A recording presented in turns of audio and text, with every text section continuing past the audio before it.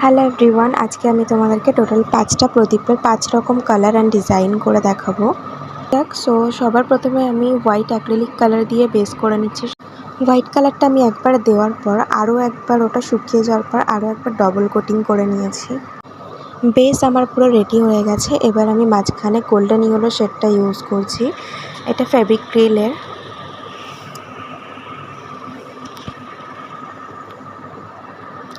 এরপর আমি orange colour use করছি। দেখো, ওমব্রা এফেক্ট আনার চেষ্টা করছি। ইয়েলো আর অরেঞ্জটাকে ব্লেন্ড করে দিচ্ছি।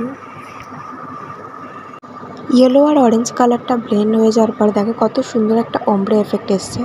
এরপর আমি একটা মেরুন কালার নিচ্ছি। মেরুন কালার নিয়ে উপরের বাকি অংশটা ফিল করছি।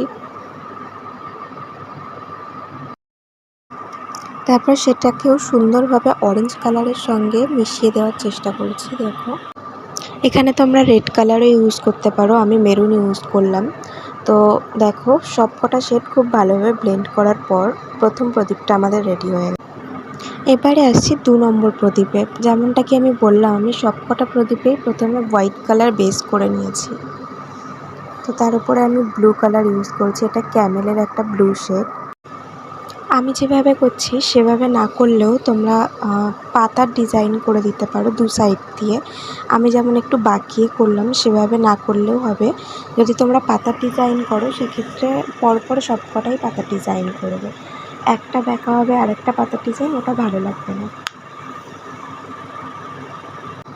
সব কটা পাতা যেখানে এসে শেষ হচ্ছে সেখানে মাঝখানেই একটা ডট দেবো। ডট দিয়ে তার নিচে দিয়ে একটা লাইন টেনে দেবো।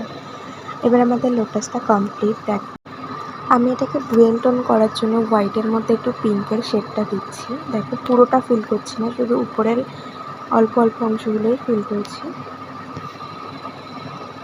ব্লুর মধ্যে হোয়াইট আর পিঙ্কের কম্বিনেশনটা খুব ভালো লাগে। দেখো, তোমাদের কেমন লাগলো জানিও। ওকে, সো ফাইনালি আমার সেকেন্ড প্রদীপটাও রেডি। দেখো তোমাদের কেমন লাগলো জানাও কমেন্ট বক্সে।